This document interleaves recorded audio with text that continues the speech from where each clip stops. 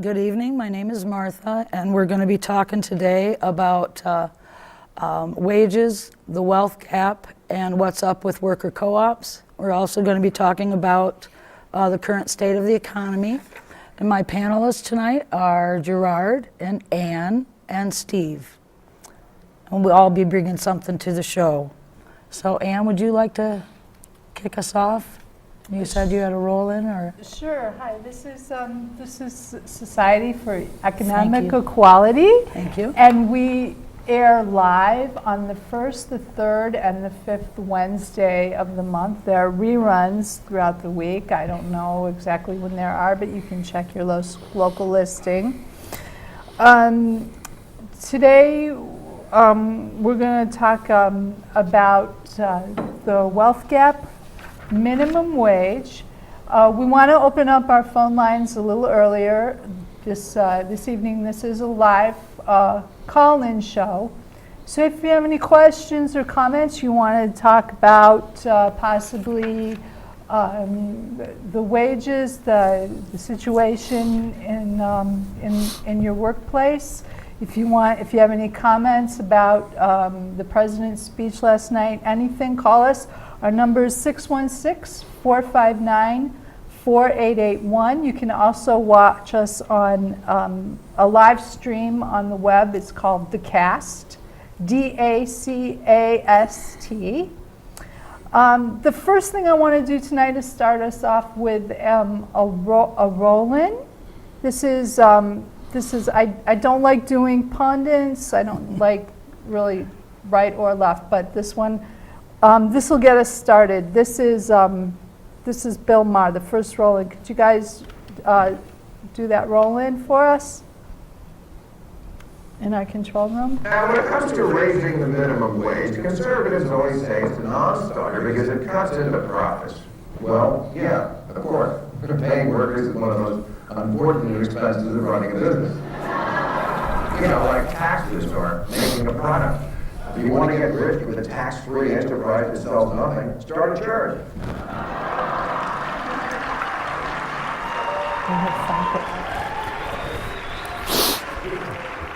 You might think that paying people enough to live is so self-evident that even crazy people could understand it, but you would be wrong.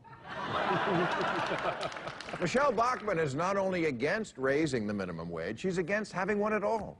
She once said if we took away the minimum wage, we could virtually wipe out unemployment because we would be able to offer jobs at whatever level.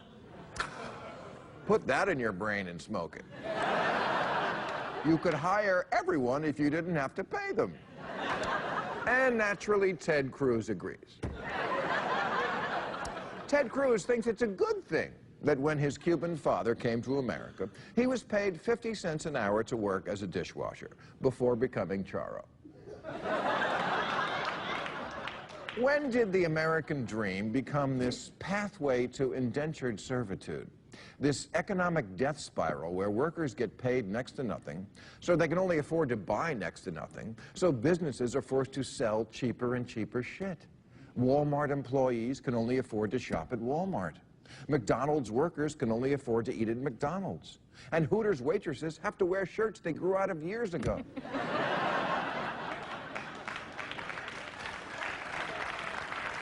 And look, even if you're not moved by the don't be such a heartless prick argument, consider the fact that most fast food workers, whose average age, by the way, now is 29, I'm not talking about kids, are on some form of public assistance, which is not surprising. When even working people can't make enough to live, they take money from the government in the form of food stamps, school lunches, housing assistance, daycare.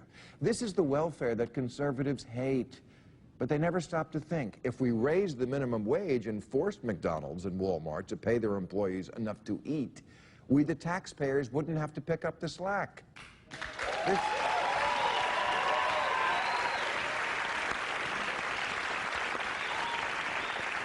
This is the question the right has to answer. Do you want smaller government with less handouts, or do you want a low minimum wage? Because you cannot have both. If Colonel Sanders isn't going to pay the lady behind the counter enough to live on, then Uncle Sam has to. And I, for one, am getting a little tired of helping highly profitable companies pay their workers.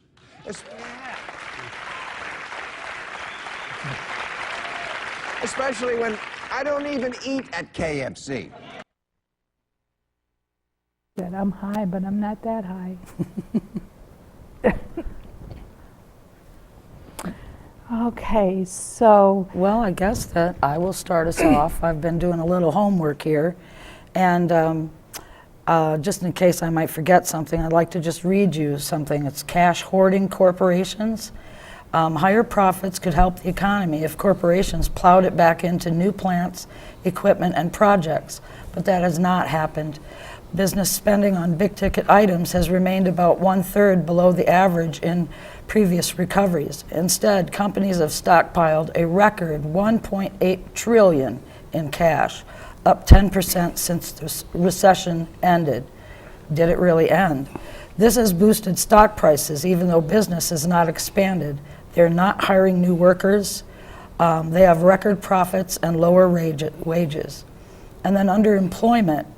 The economy is being slowed by a tight job market, scant pay raises, and weak business investments. With unemployment still high, workers have less leverage to demand higher pay. Smaller paychecks have deprived Americans of money to spend. If workers don't have money to spend, businesses don't have customers. And then the effect of globalization comes into play too. Companies are earning larger share of profits overseas. Nearly half of all sales earned by companies in the S&P 500 index have been produced outside the U.S. Apple produced 58% of its sales outside the U.S. ExxonMobil, the world's largest company, earned 67% of its sales outside the U.S. This has kept wages and salaries lower in the U.S. High unemployment and underemployment mean less pay. Low-wage workers are not teenagers. They are people with families to support. They are people who have degrees and student loans. And if they can't support themselves, they can't pay their loans and may never be able to buy a house or afford educating their children, ensuring generational poverty and continued government supports. I've often thought that the way to reform the way to reform welfare is to pay higher wages so that welfare is not needed. I have found out that $10.10 wouldn't make the minimum wage in real dollars that it was in 1968. 1969 is when the wages started to go down, as far as inflation and cost of living. It would actually be closer to something like 11 something. And then the fact that the corporate profits have kept increasing, and then, we're still down at 7. Right. Even 1010 isn't gonna do much. Yeah, the buying power of the minimum wage back 3 decades ago was much higher. The buying power these days of the minimum wage isn't even 20%, isn't that? I wondered what you had to say about that, Stephen.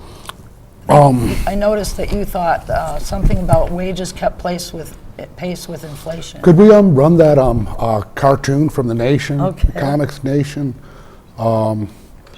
After the president's speech, they had some mayors on NPR or PBS last night, and the mayor from Tacoma used a statistic that's in here. If people can read that, the minimum wage, had it kept pace with inflation and with corporate profits, and the productivity of workers would have been $17 right now. Whoa. $17 is the minimum wage of 30 years ago. That had it kept pace. Yeah. So in today's dollars, that would be how much it would be worth today. Right. That's how much it would be worth today, right? So $10.10 is not going to do a lot. It's not really going to do a lot.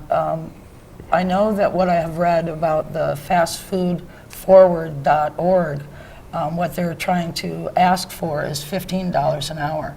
So at that, they might be able to pay their own daycare if they have a couple kids.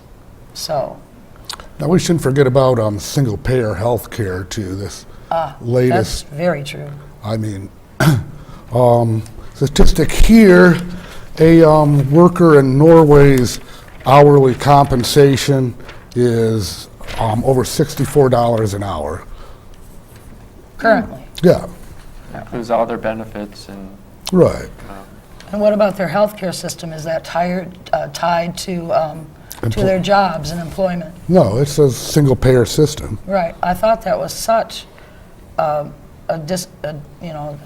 real disappointment to hear that there wasn't going to be in the healthcare overall. There wasn't going to be. It was going to still be tied to employment And to insurance companies. Right. And so what we have now is we have temp services, and people get paid minimum wage to work at good corporations that can afford to pay more, but they don't want to hire people full-time because then they have to pay benefits. So you have a whole lot of people with juggling hours and not even full-time, and absolutely no job security at all. So that's something I think is, it's still tied to healthcare, and that's something that people can't do without. So now, Stephen, that $64 from the Scandinavian countries, was that before or after taxes? That's a good question. I could show you They the, get taxed a lot more in socialist countries, to provide all that for everyone. I mean, everyone gets a provision of benefits that's guaranteed by the government, but they also pay higher taxes, which is one of the criticisms of socialism. right. Well, at least they're getting something for their taxes. The question is, are the Norwegian countries taxing wages, or are they only taxing income? This is a distinction that is often obscured in this country, and the president and the Republicans last night, in their response to him, did it again. They don't make the distinction between wages and income. Income is what money earns. Income is rent or interest on, or capital gains on investments. Income is when money makes money. So what- Wages are when you work by the hour. It's what you get at your paycheck, and then what you do with your paycheck is income. How you spend your money, is that what you're saying? No, income is money. It's sometimes called unearned income, and the Supreme Court made this distinction a long time ago, but it's simply evaporated. The Supreme Court said wages are not taxable income. They are wages because there are only so many hours in your life that you can work.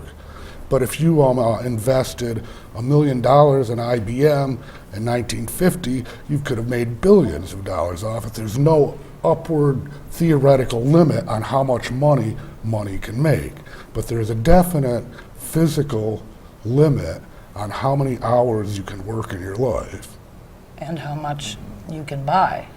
If your wages are low, then you really can't, You have no money you have- to invest. Yes, you have nothing. You can't invest money and get an income if you have to spend all of your wages to get to work. When I think about it's like this, it's like a ping pong ball or a foosball where it's bouncing all over the table and it affects other things. I mean, they've been hollering for a while now about the Social Security system going broke. Well, how in the heck are we going to help the Social Security system if people are making $725? I don't see how it can survive. I mean, everything that doesn't get done now just goes farther and farther backwards and backwards. So, I'm concerned about class warfare. You mentioned that quote of Warren Buffett. Warren Buffett. Saying there is class warfare and my class is winning. Yes, yes.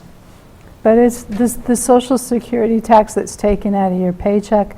That's the one that stops at, I think it's $50,000 a year. Once you make that, they stop taking the Social Security tax out of your your pay tax.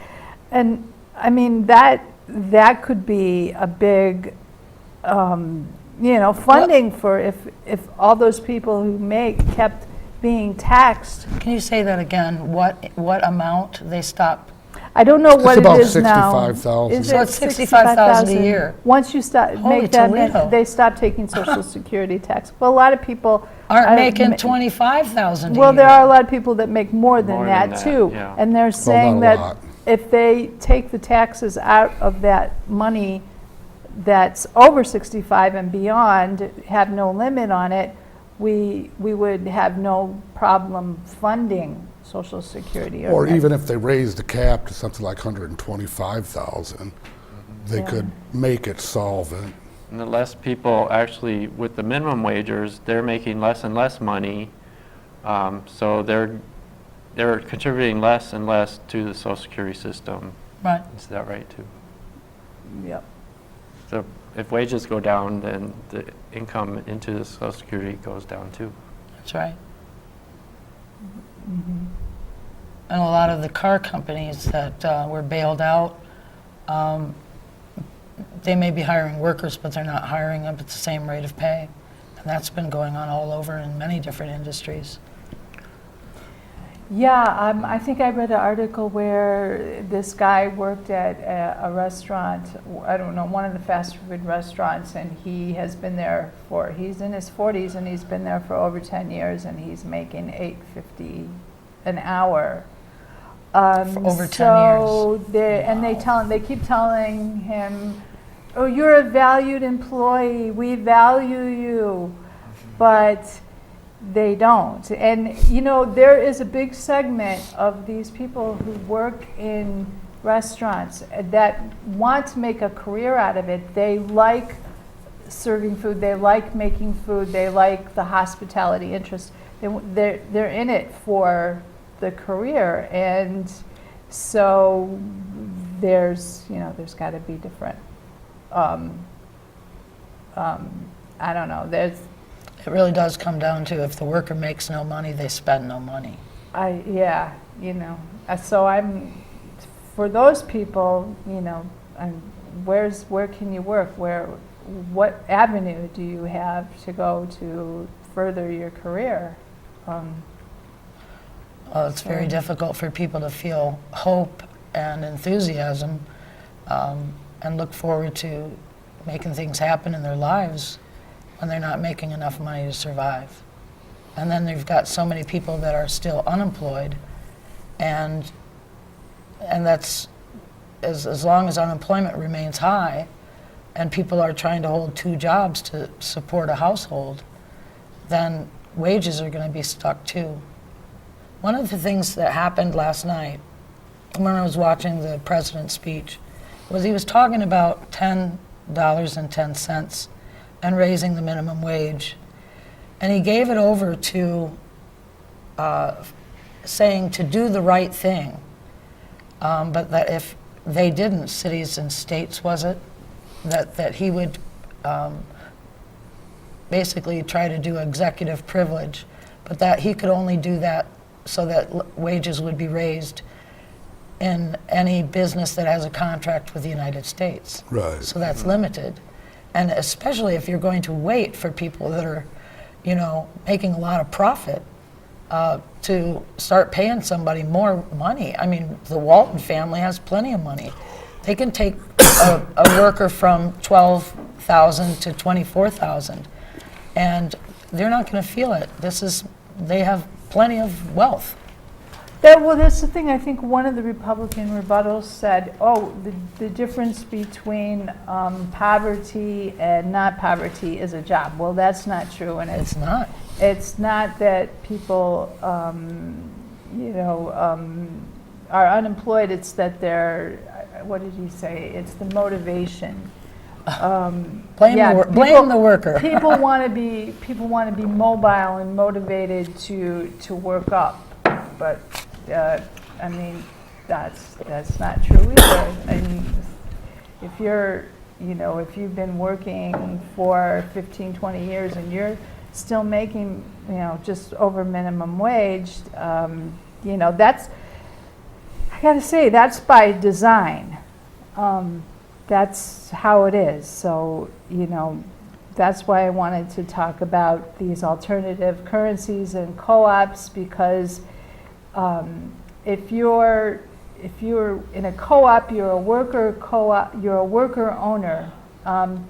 There is no board of directors. Everybody is the board.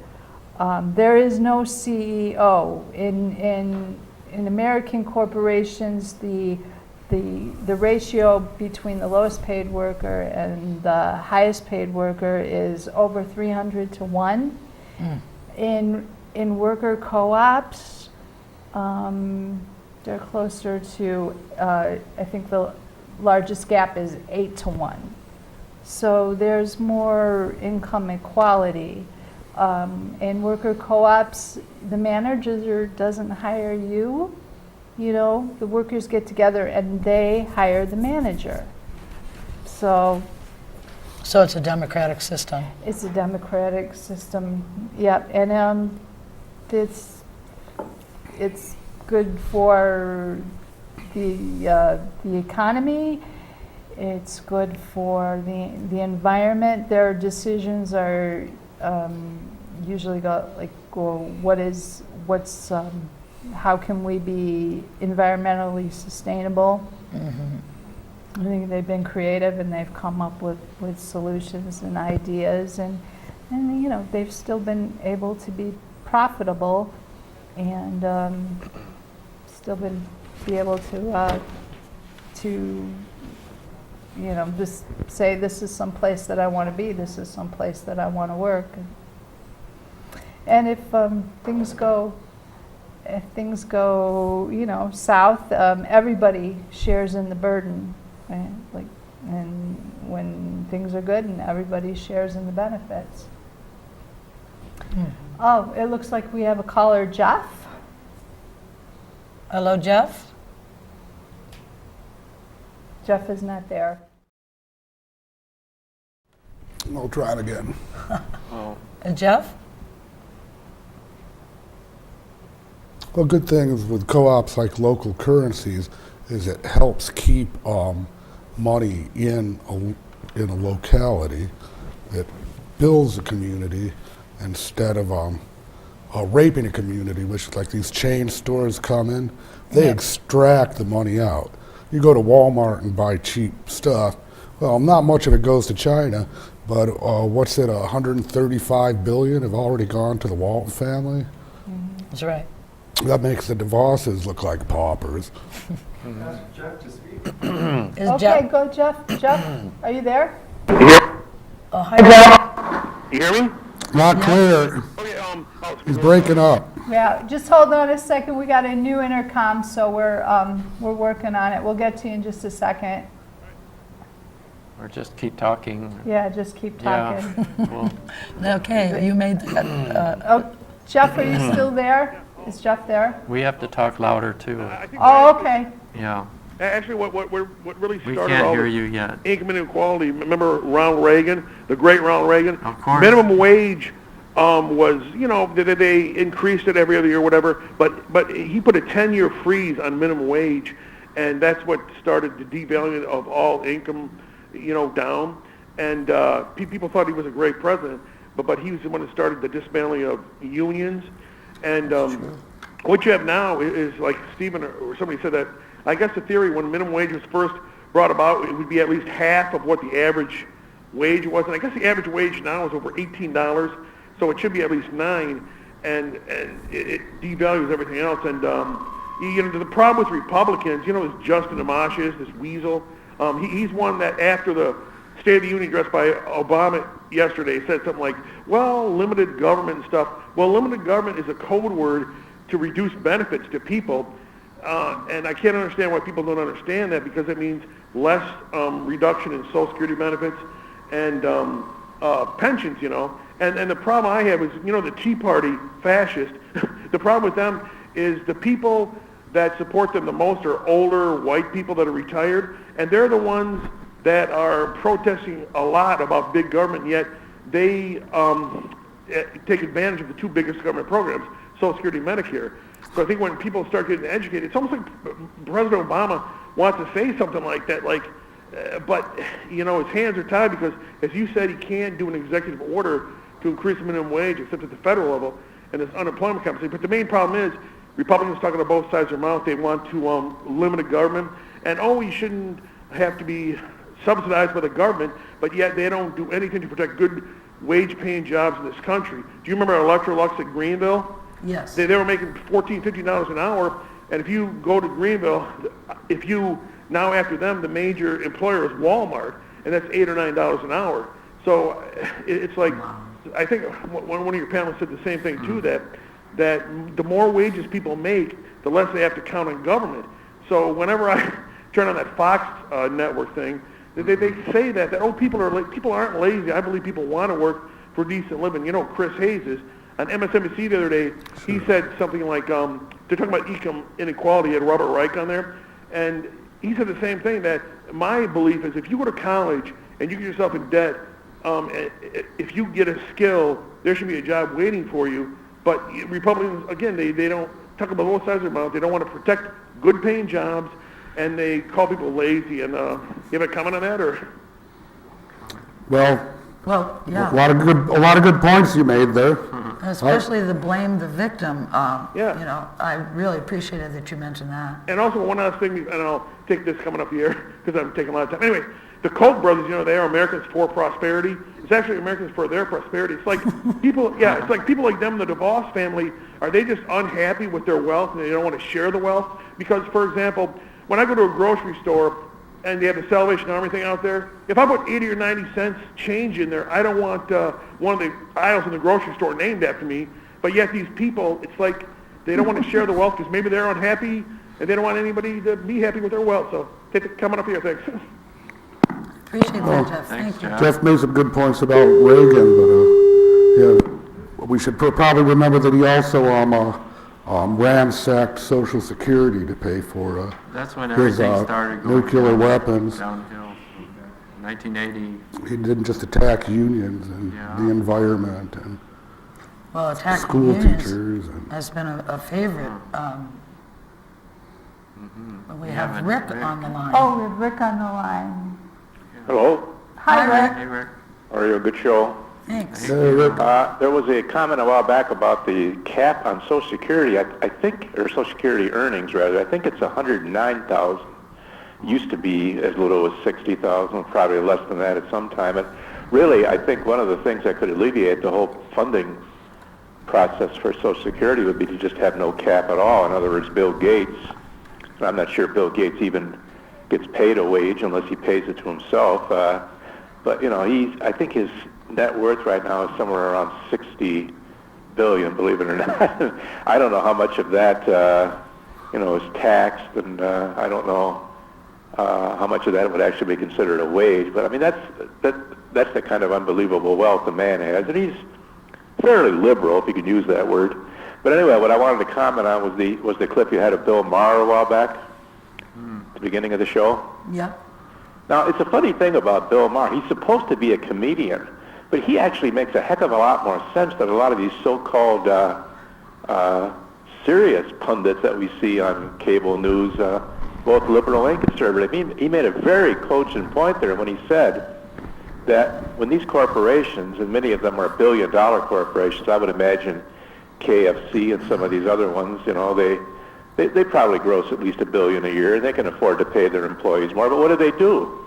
They pay them as little as they can get by with, and then they actually encourage them by saying, well, we can't give you any more money, and we can't pay you benefits, but why don't you just go apply for Medicaid or food stamps or what have you?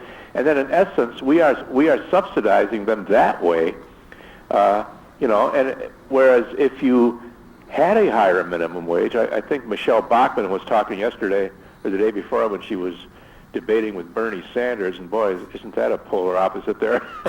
But anyway, and she kept interrupting him, by the way, but anyway, she says, well, what do you want? Do you want a $20 a minimum wage? As if that's something outrageous. Well, that's still a heck of a lot less than she gets paid a year. But here's the thing, they just don't seem to understand that if you don't like so-called giveaway programs like welfare and food stamps or unemployment or any of that. And, not all of that is welfare. Of course, Social Security and unemployment, people pay into that. But let's just assume for the sake of argument, it's all giveaway. Well, then if you don't like that, then, you as a conservative who doesn't like your taxes being paid to help people survive, well, then you should encourage employers to pay their people not only a decent minimum wage, but a decent living wage. I mean, how can anybody afford to buy a home and a car and support a wife and kids on some of the meager wages that are being paid to some individuals? I know I'm preaching to the choir here, but I just, like to get those thoughts out there. I really appreciate you saying a lot that I wanted to say. Thank you, Rick. I want to make a point on the Social Security as well. Social Security was started not as a retirement fund, but as an insurance fund. So, yeah, I agree that there should be no cap. I mean, just as we have to pay for our auto and health insurance and pay and pay and pay, it's because it's not a fund that's going to come, that's just ours. It's insurance, and yeah, you should pay. There should be no cap, and we could solve the any Social Security or Medicare deficit that way. Well, I know Bill Gates is really generous and likes to give away his money, but wouldn't he say, I'm not going to ever draw on Social Security, why should I pay into it? If some people would say that, just to be the other side of it. Sure, and you might not get into a car accident ever. It's the same as any kind of insurance, like health insurance. Without the younger people in Obamacare, then they're not going to have enough money to keep it going either. Same idea. Same idea. Yeah. It's pretty dire. Really, so many Americans are only one broken bone away from being homeless. I did know a woman who was homeless, and that's exactly what happened. She was working temp jobs, and she broke her arm, so she's homeless. And so now, there was no health care for her, and through temp jobs. So, to me, that's temp jobs and what's been going on, with having them hire people and so many people and having different hours all the time. They can't even go get another job. It's almost, it's demoralizing. It really is. Yeah, well, another trend, I think, is to get away from temp workers altogether and make your regular employees work harder and longer hours. True. And maybe with less raises, so that everybody's miserable. Right. I remember my brother finally got a job in this factory. It's a small town, so there's not a lot of jobs. And they fired someone. And so what they figured was that he was a really good worker. So they had one person working two different machines. So I guess when they say that the American worker is highly productive, they mean quotas. My brother has quotas on his job. He's got to talk to so many people, and he's got to register so many people for surgeries and stuff like that. So there's a quota. So that makes him be productive. And a lot of people are clocking out and keep on working so that they don't get fired. Mm-hmm. And that's not uncommon. Mm-hmm. That's another thing. That's a wage theft. Basically, yes. That's exactly, yeah. I appreciate that. Telling you come into work, you have to be here at 8:15 and clock in at 8:30. That's wage theft. Saying you have to work 43 hours a week and not get overtime for it, that's wage theft. It's just like paying them $7.25 an hour is a wage theft. I think one of the really tough things is that there is less hope and there's a ton more fear. Our system of employment, wages and all of that has just caused such a huge amount of fear. So anyway, I want to introduce the next roll-in. Ohio used to be one of the more productive manufacturing states. Understand that most of the Fortune 500 companies used to have manufacturing in Ohio. So when the companies left, they left a big hole. This Cleveland, I guess the median, the average income is less than $18,000 per household. They have since developed a worker co-op conglomerate called Evergreen Co-op. And I want to show that clip now. Is that ready, John? Okay, go ahead and play that. And this is 6 minutes. Oh, good. So far, so good. Yeah. Oh, well. Oh, fuck. You've been sabotaged. Might want to keep talking. One of my favorite forms of wage theft It's is just the beginning, and it's a great model. You know, this is the real deal, and you can see the guys over here and the ladies that are going to own this company, and what an incredible opportunity.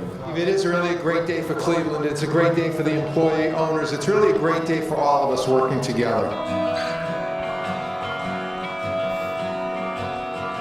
Evergreen changed my life. It changed my life for the best, because if it wasn't for Evergreen and the cooperative op, I don't know where I'll be right now. Evergreen has changed my life. Has enabled me to be a contributor not only to the community but to society as well. I love telling them about Evergreen, what Evergreen's done for me, what I've done for Evergreen, and what we've done together, you know.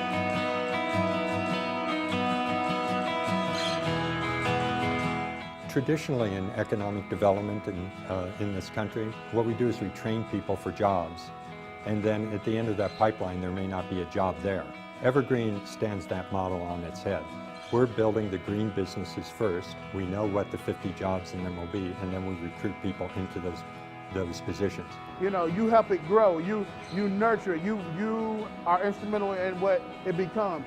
And that's the difference between working at Evergreen and somewhere else. I am an owner versus just a worker. I help make decisions in the company. You're hired as a probationary or temporary worker for 6 to 12 months. During that time, you prove yourself. Do you show up? Are you a good team player? Do you buy into the Evergreen concept and the mission? The members who are already a part of the co-op vote democratically on whether or not you get in. If they vote you in, then you become a member of the co-op. You immediately get a raise. You start buying your share in the co-op, and then each year that there are profits in the company, they're divided into accounts. They're called capital accounts that each worker has, and that's an asset that each worker builds up over time as their earnings. We have a stake in the business, and we also are a part of the decision-making process. It's putting actual wealth-building material into the hands of people who would normally not have that opportunity. It's making them their own CEO. Evergreen was really inspired by something that's taking place not in this country but overseas. What we learned going to Mondragon, Spain, is really how they took a model from over 50 years ago and made it so successful that it's transformed the whole region.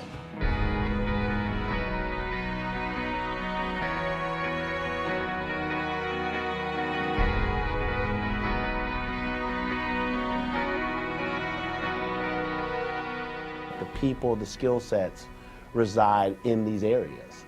We're building it, we're growing them, we're growing the businesses in targeted zones. The anchor institutions in Greater University Circle do about $3 billion a year in procurement. The Cleveland Clinic is really very excited about what Evergreen Cooperative Initiative entails. There is so much that is good for the city of Cleveland, and the combination of the area institutions that are here to stay, working with these new cooperatives that are creating not only jobs but wealth for our community.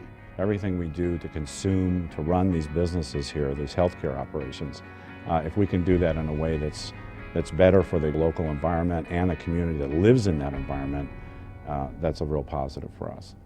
We feed an awful lot of people on campus every day, and we think that the idea of being able to use products that are grown locally very close by, it also has a great environmental benefit of reducing the carbon footprint from the transportation of those goods across long distances. And we think it's good for the community to have that business right here in town. It's a terrific formula, and we owe it to make sure that, that we give this every opportunity to work.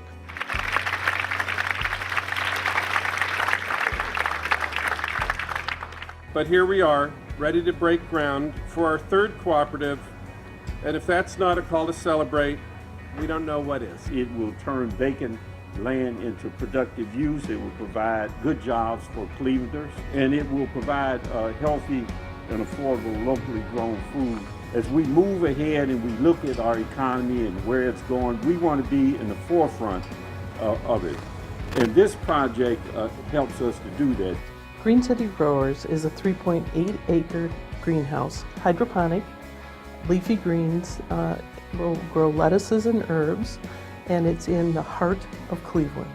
And it's the third of the evergreen companies. It will provide employment and build wealth for worker owners.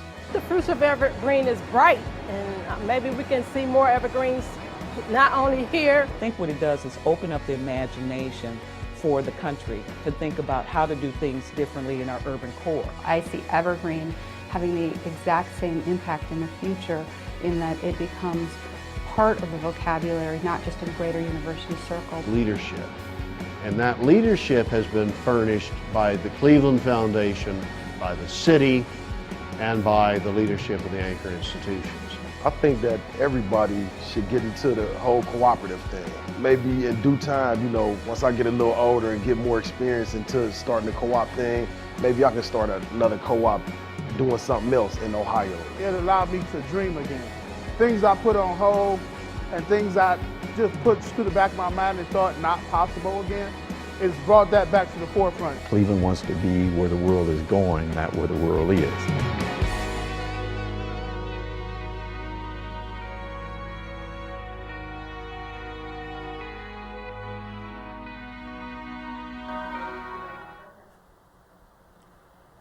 Do you know how they mentioned Mondragon? You know how Mondragon came about? No, please. There was this priest in, I think it was like in the early 50s or the late 40s, and his name was Father Don, I want to say Father Don Jose. And he wrote something in a newspaper criticizing Franco. This was in Spain. Yes, he went to prison, and he got out on a clerical error. He was supposed to be put to death, and so he got out, and he was free, and they sent him back home. They sent him back to Mondragon, which is a village up in north of Spain in the mountains, and he didn't want to preach in church anymore, so he opened a school, and he trained the people from the village, and the people from the village went into the cities to get jobs, and they didn't like it, so they came back. And the co-op started with 12 people. And it kept growing, and it kept having more companies and more industries. And today, Mondragon has over 120,000 worker employees. It has over 100 companies, I think. Yeah, they said 100 global companies. Global companies, yeah. Oh, neat. Yes, so they had some bad times in the 80s, and but they. Everybody did. Yeah, but they persevered, and. You know, I could not help thinking of Detroit and the situation that Detroit's in, and they've got a whole lot of vacant land, and I'm just thinking about, you know, what would that look like? It happened in Cleveland. What would it look like if it started happening in Detroit? I think that'd be just amazing. Well, did you hear about the governor wanting to bring in lots of immigrants to probably work for less than minimum wage? He says that it's good for the economy and that they'll thrive and prosper because there's a lot of work to do there, but I'm wondering how much are they really going to get paid? Oh, that's kind of like workers in other countries that where we have our companies and we can pay them very low wages, and so it's so like we're doing that now. We're doing that here. Mini third world region in right. So we won't call it the lower class. We'll call it America's third world or emerging market. Yes. In Detroit, you know. Immigrants are very vulnerable to wage theft, we should mention Pete Seeger, who died. Yeah, I wanted to mention Isn't he that. the one who wrote that song about the farm workers who, as soon as they're done harvesting, they get turned into the INS and get deported, and their airplane crashes. Disappear. Yeah, those deportees was the name of the song. Well, this You is won't a- have your name when you fly that big airplane. Yeah, Just this call it is a deportees. governor, after all, who rammed through the right to work, and it makes me sick when they use words like that, the right to work. And it basically is it allows people to just, it's an attack on unions. It's interesting that it's a moocher system. Yeah. And the DeVos family was very instrumental in pushing it through. And if they hadn't pressured Snyder, he kept saying, no, I'm not going to do it. It's not on the table. And then one day he just said, all right, we're doing it. Just like that. It's really like right to work for less. Yeah, it means right to work means that you can work in a factory and have the benefits that the union can bring, but you don't have to pay any dues to the union, so the unions are eroded and weakened. That's and right. eventually. And they don't have any money to. But in the meantime, it's these people who are Republicans who are mooching the system. In other words, they're letting the unions do the work, but they don't want to contribute. They're the freeloaders. Yeah. Now who's the freeloader? That's right. The right to work states have, I want to say it's over 50% more workplace injuries than non-right to work states because they don't protect working conditions. That's right. They should call it right to lose an arm. Right to lose an arm, right. Goodness. Well, I wanted to talk about the union that I'm in. I'm actually in two unions, and one is the Industrial Workers of the World, the other one's the United Auto Workers. But the Industrial Workers of the World is, our goal is to create one big union for everybody. So that essentially would be all worker-run co-ops or union shops. Everyone would work there in a worker-run union shop. That's the primary goal of the IWW. Just updated, we just updated our constitution to include policies for shop card for union shops, and also a new policy for cooperatives that belong to the IWW. And there's a few criteria for being a cooperative in the IWW, and they are all members recognized as equals? These are questions. Do all the members have democratic control of the cooperative? Is the cooperative member-owned and member-managed? Is the cooperative net income redistributed back to the members based on an equitable system, so everyone gets profit, just like they said in the video? And is the cooperative run for the benefit of the members and for the community as a whole, like the one in Evergreen or in Spain? The whole region's benefiting from the co-op. And do the members have opportunity for education and training opportunities? And I'm sure there's a lot more benefits to being in a worker-run co-op. And in Grand Rapids, we have one very small one called the Bartertown Diner. They are worker-run. They don't belong to the IWW right now, but a lot of them used to be part of it. And then right next door is the Bloom Collective. So if you want to learn more about cooperatives, check out the Bloom Collective and go to Bartertown Diner, and it's a little advertisement, I guess. Yeah, it's on Jefferson. The Bartertown Diner is right next to the Bloom Collective is 8 Jefferson, and the Bartertown Diner is right next door. Okay, thanks. Now, what are the benefits of the Bloom Collective?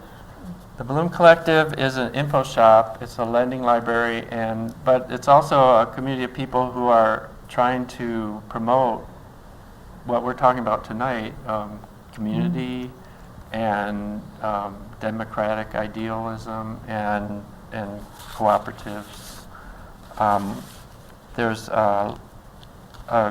Here's the points of unity: a clear rejection of capitalism, imperialism, institutions, and governments that promote oppression. That's the first point of unity. Rejecting domination and discrimination, call for action and civil disobedience to promote a respect for life and oppress people's rights. And then an organizational philosophy based on decentralization and autonomy. So these are the principles that we want to achieve in a different society that doesn't exploit workers and people. How would you let people know how they would join the union? Well, the workers? IWW.org is the website. Okay. IWW.org, and then there's the Bloom Collective is also on Facebook. You can find it there. And there's a website, thebloomcollective.org. So I think for like a nominal amount per year or per quarter or something, you can be a member. I think at the Bloom, they say, oh, go to the Bloom, you can find this book or that book. A book you couldn't even find on Amazon or the library. You can find at the Bloom, and then you can borrow that book and read it and pass it on. So they're a library? Yeah, it's a lending library. Lending library too, yeah. Cool. Oh, and that's where the IWW meets as well. It's our union office. That's right. Yeah. So you can actually come to the Bloom Collective and ask about The IWW. Yeah. Okay, that's great. Didn't you guys have a worker co-op brewery? Was it a There's brewery? a High Five. Oh, you're right. There's a brewery called High Five Beer Cooperative, and I believe it's more. They're looking for a place to establish themselves, like a spot, like office, storefront, and a brewery, running a brewery and everything. But right now it's more like an industrial co-op that is other breweries are working together in a cooperative setting. But it's still it's developing. So look for that too, High Five Beer Co-op. What's their motto? Work is the curse of the drinking class? I don't know if that's their official motto. But, speaking of websites, I really wanted to share about there's a couple that I looked up. One is called Our Walmart, and I looked it up and there was some disinformation. So it took me a while to figure out that Our Walmart means, oh gosh, I knew I was going to forget that. Yeah, there's a website called Our Walmart where Walmart employees can go to assemble, basically. Thank you so much. And I put a couple of these, this one and this one in graphics if they want to show Yes, those if we too. have those graphics, that would be great. The fastfoodforward.org is in over 100 cities, and it is funded by the Service Employees International Union. And that would include a whole lot of our fast food places. And Our Walmart is forrespect.org, and Our stands for Organization United for Respect at Walmart. And they held protests at 1,000 Walmart stores on Black Friday. So if you'd like to get involved in any of those organizations. Yeah, I understand that there was some confusion because Our Walmart was advertised as Our Walmart for employees, and then when you go to there, it's like Walmart puts up its fat check, which is all lies and disinformation. Yeah. So the correct is like it's our what is it again? It is called forrespect.org, And our Walmart, our stands for Organization United for Respect at Walmart. Organization United for Respect. At Walmart. At Walmart is the actual, don't Yes. go to our Walmart because that. Yeah. Steve, That's did their you have anything Walmart. you wanted That's to their add? Walmart. We're running quite low on time. Well, I wanted to reiterate the difference between wages, income, and wealth. If you have wealth, you can get income, which is unearned, Yeah. but if you don't, then you're going to have to work for it. And they'll work you to death, and that'll be it. Okay, I'm well, done. thank you very much. It's been a really good show. I Thanks, Martha. really learned a lot. Thanks. Okay, and we're going to wrap it up. Thanks for, Come back next For our week. calls. yes, and thanks for calling in. That's And right. come back next Wednesday. Next Wednesday is the first Wednesday of the month, so we'll be here. And Black History Month. What's the topic of next? February. I don't know. We don't know. I don't know, but Do you know it'll be whose show something. is next week? You know what I noticed? Oh, we forgot to mention the equal Yours. pay for equal work. Oh, we There's so forgot much that. that we could have crammed into the show. So we'll be back. All We're right. done. So that Yeah, looks so you good notice to me. that Martin Luther King, they didn't get killed until we started talking about voting. Yeah, we didn't mention the president's said that he was not going to be he's going to be equal pay for equal work. But when it's still at 77 cents on the dollar. 62% minimum wage workers are women, and I think it's even higher percentage of that